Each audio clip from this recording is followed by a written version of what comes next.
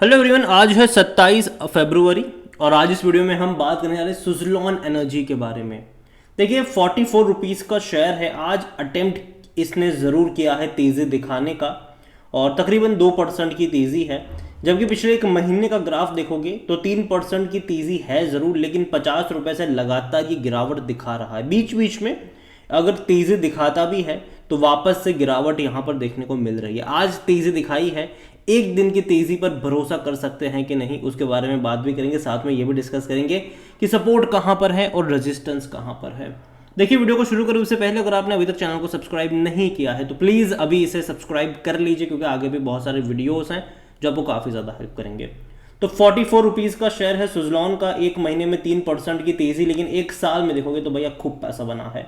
450% की तेज़ी है और शानदार तेज़ी है। और देखो जब भी इससे पहले भी तेज़ी जब दिखाई थी तो कुछ टाइम लिया था कंसोलिडेट के लिए, फिर तेज़ी दिखाई थी, फिर कुछ टाइम लिया था, फिर तेज़ी दिखाई थी, फिर कुछ टाइम लिया था इसने, फिर एक अच्छी रफ्तार दिखाई। अभी यहाँ पर जो फेज चल रहा है वो मुझे लगता है कि 40 से 45 रुपए के आसपास कंसोलिडेट करने वाला फेज है ये।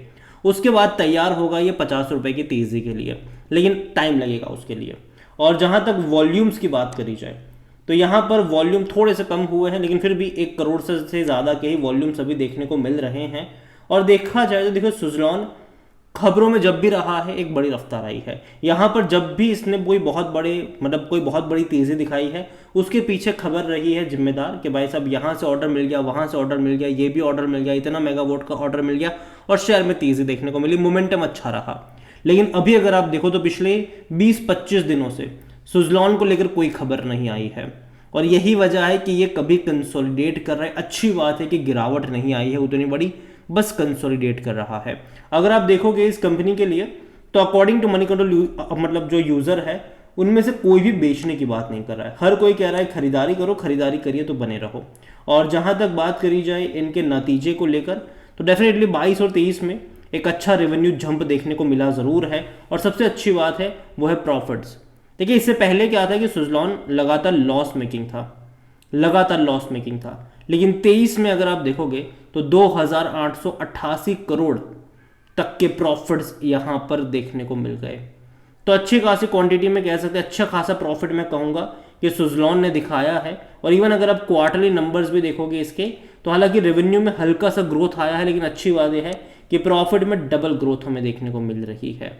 रीज़न ये है कि कंपनी ने ना अपने जो डेट है उसको चुकाया है, 90% अपना डेट चुकाया है। और जाहिर सी बात है अच्छा खासा पैसा अभी भी है इनके पास, बड़ी लंबी इनके पास ऑर्डर लिस्ट है, जो कि अगेन एक अच्छा प्लस पॉइंट मैं कहूँगा कि जो इनके लिए है।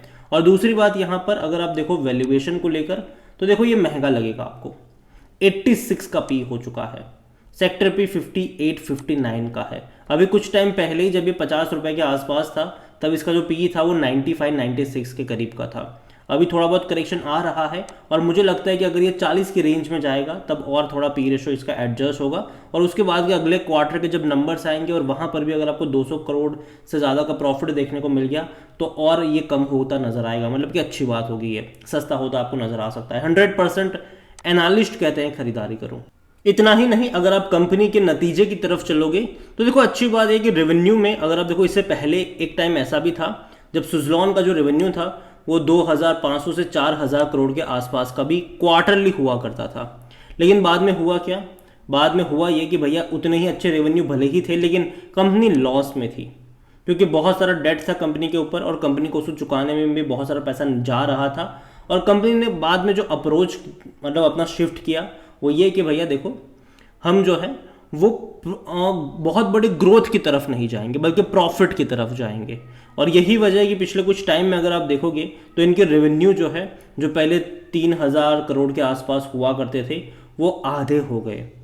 1,400 करोड़, 1,465 करोड़, 1,950 करोड़, 1,370 करोड़, 1,428 करोड़, अभी लास्ट क्वार्टर में थोड़ा सा बढ़ा है 1,570 करोड़। लेकिन अच्छी बात यह है कि प्रॉफिट यहाँ पर पिछले 5 क्वार्टरों में पिछले 6 क्वार्टरों में कह लो, 7 क्वार्टरों में कह लो कि प्रॉफिट दिखा है और अच्छा प्रॉफिट दिखा है और कंसिस्टेंट प्रॉफिट यहाँ पर दिखने की उम्मीद अब यहाँ से ज़्यादा रहेगी। रीज़न ये है कि इन्होंने अपने डेट को चुका दिया है, 90% 95% तक का अपना डेट चुका दिया इन्होंने। इसके अलावा वर्किंग कैपिटल के लिए भी जो इनको पैसा चाहिए होगा उसके लिए इन्होंने आरईसी के साथ टाई अप करा है कि देखो भैया जो भी प्रोजेक्ट हमको मिल रहे हैं उसको कंप्लीट करने के लिए पैसा दो हमें, जैसे ही प्रोजेक्ट कंप्लीट हो जाएगा क्लाइंट से पैसा आ जाएगा आपको हम चुका देंगे। तो जो वर्किंग कैपिटल की जो डील उन्होंने आरईसी के साथ करी है अगेन वो भी एक अच्छी बात है इनके लिए। जहाँ तक शेयर होल्डिंग के बारे में देखा जाए तो प्रमोटर के पास 13.29% का स्टेक है। देखो अगेन मैं कहूँगा कि कम क्वांटिटी है, लेकिन एटलीस्ट प्रीवियस से बेटर मैं कहूँगा इसको। रीज़न ये है कि प्रीवियसली क्या था कि प्रमोटर की होल्डिंग भले ही 14.50% की थी, लेकिन 11.70% का स्टेक गिरवी था, प्रमोटर का प्लेज था। अभी क्या है कि प्रमोटर ने सारे गिरवी रखे हुए शेयर्स को छुड़ा लिए हैं, लेकिन फिर भी 13.29% का ही स्टेक है। जब अच्छी खासी रफ्तार मतलब यहाँ पर देखने को मिली थी, तब एक इंटरव्यू में इस कंपनी से पूछा गया था कि भैया आने वाले टाइम में क्या प्रमोटर अपना स्टेक इंक्रीज करेंगे, तो उसको लेकर इन्होंने कहा था कि अभी कोई प्लान नहीं है, लेकिन फ्यूचर के बारे में कुछ कह नहीं सकते। तो अभी तो देखो प्रमोटर अपना स्टेक यहाँ पर इंक्रीज करने का कोई प्लान मुझे लगता नहीं है कि ऐसा कुछ होगा। लेकिन अगर आप देखो तो यहाँ पर एक इंस्टीट्यूशंस का भी बड़ा प्ले चला था, जहाँ म्यूचुअल फंड जून क्वार्टर में बहुत कम क्वांटिटी में थे, 0.74 थे। उससे पहले के क्वार्टर में तो 0.06 के आसपास थे। उन्होंने बहुत अच्छी तेजी करी, मतलब बहुत सारी क्वांटिटी खरीदी, 4.98 पर आए। लेकिन उसके बाद दिसंबर में देख लो तो भैया 1.33 पर आ गए। तो देखा जाए तो म्यूचुअल फंड्स ने एक झटके में खरीदारी करी, एक झटके में बिकवाली भी करी। यहाँ पर जनरली ऐसा ट्रेंड म्यूचुअल फंड से कभी होता नहीं है, क्योंकि म्यूचुअल फंड्स जब भी एंट्री करते हैं तो वो लॉन्ग टर्म के लिए आते हैं, वो 1-2 क्वार्टर के लिए कभी नहीं आते। लेकिन यहाँ पर ऐसा हुआ, ऐसा देखने को मिला। लेकिन अच्छी बात है कि चलो भैया यहाँ पर म्यूचुअल फंड ने भले ही बेचा हो, लेकिन एटलीस्ट यहाँ पर एफआईएल्स की बाइंग आई है। 10.88% से 17.83 पर आए हैं। लेकिन देखना इंटरेस्टिंग होगा कि अगले क्वार्टर का शेयर होल्डिंग पैटर्न कैसा होगा। एफआईएल्स जो बड़ी क्वांटिटी खरीद रहे थे वो ऐसा ना हो कि अगले क्वार्टर में बिकवाली करते भी नजर आ जाए। हालांकि अच्छी बात यह है कि एक इनफ्लो यहाँ पर जो कह लो एफआईएल्स की तरफ से जो आया है वो ये है कि एफआईएल्स के इंडाइस में इसको जगह मिली है, एमएससीआई ग्लोबल इंडाइस में इनको जगह मिली। इसके अलावा एसएनपी वाले एक और इंडाइस है, वहाँ पर भी ये पार्ट बन रहा है। तो ये एक जो पैसिव इनफ्लो कह लो वो यहाँ से एक्सपेक्टेड है, और यही वजह भी है कि एफआईएल्स की क्वांटिटी आपको ज़्यादा देखने को मिली। और आने वाले कुछ क्वार्टरों में ऐसा हो सकता है कि मतलब बढ़ती नजर आए। लेकिन देखो आने वाला वक्त क्या होगा ये तो कोई कह नहीं सकता है। यहाँ पर रिटेल इन्वेस्टर की जो होल्डिंग है वो 25.62% पर है। अदर पार्टीज 37.12% का स्टेक लेकर बैठे हुए हैं। देखिए ओवरऑल अगर इस कंपनी की वेबसाइट पर अगर आप जाओगे तो कंपनी वर्ल्ड लीडर है इन क्लीन एनर्जी, ये खुद कहते हैं ऐसा। लेकिन रिन्यूएबल में मुझे लगता है कि कंपनी जो विंड एनर्जी सोल्यूशन है डेफिनेटली उसमें काफ़ी बड़ा प्लेयर आप इसको मान के चल सकते हो। और देखिए बहुत सारी जो पावर कंपनीज है वो अपनी कैपेसिटी को बढ़ा रही है, चाहे वो हाइड्रो में बढ़ाए, चाहे वो सोलार में बढ़ाए, चाहे वो विंड में बढ़ाए।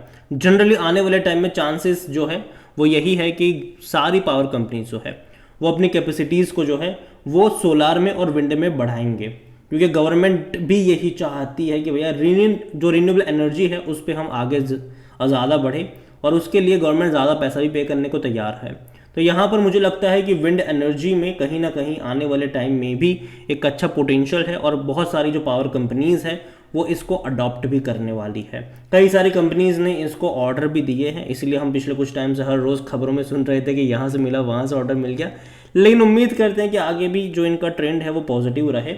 अभी के लिए मैं इतना ही कहूँगा, सुज़लॉन को लेकर कंपनी ख़राब नहीं है, लेकिन जाहिर सी बात है जब 8 रुपये का शेयर 50 पे चला जाता है तो करेक्शन यहाँ पर बनना चाहिए। और जब भी करेक्शन बनता है तो एटलीस्ट 20% का करेक्शन आता है यहाँ पर। जैसे इससे पहले 42 से 35 पर आया था, मुझे लगता है कि यहाँ से एटलीस्ट 45 रुपीज़ तो नहीं, लेकिन एटलीस्ट 42 मतलब 40 से 42 रुपीज़ के बीच के लेवल का वेट करना चाहिए फ्रेश एंट्री के लिए। जिनके पास है वो होल्ड कर सकते हो, कोई दिक्कत की बात नहीं है। लेकिन हाँ थोड़े बहुत करेक्शन आएंगे। अगेन मैं बेचने की बात यहाँ पर कभी भी नहीं करूँगा, मैं इतना ही कहूँगा कि लॉन्ग टर्म का अब यहाँ से आपका आउटलुक होना चाहिए, शॉर्ट टर्म का नहीं। और जहाँ तक बाइंग प्राइस है मैं इतना ही कहूँगा कि अगर आप किसी भी एक लेवल पे बहुत सारे शेयर्स खरीदते हो तो वो भी यहाँ पर गलत है, क्योंकि ऑलरेडी बहुत ज़्यादा तेज़ी इसने दिखा दी है। तो बाय ऑन डिप्स का आपका नज़रिया होना चाहिए। अगर ये 40 से 42 रुपीज़ की रेंज में जाता है वहाँ से शुरुआत आप कर सकते हो। हर 15-20% का डिक्लाइन पे ऐड करने के आपको जो मौके हैं वो ढूंढने चाहिए, ना कि किसी एक लेवल पर बहुत सारे शेयर्स खरीद के बैठ जाना चाहिए। ये मेरा मानना है। अगेन कोई रिकमेंडेशन नहीं है। ये वीडियो को यहीं पे एंड करता हूँ। पसंद आया हो तो लाइक करें, शेयर करें। चैनल में अगर आप पहली बार हैं तो प्लीज़ सब्सक्राइब करें। और सुजलॉन एनर्जी के बारे में आप क्या सोचते हैं वो भी आप मुझे कमेंट में लिख कर बता सकते हैं। Thank you.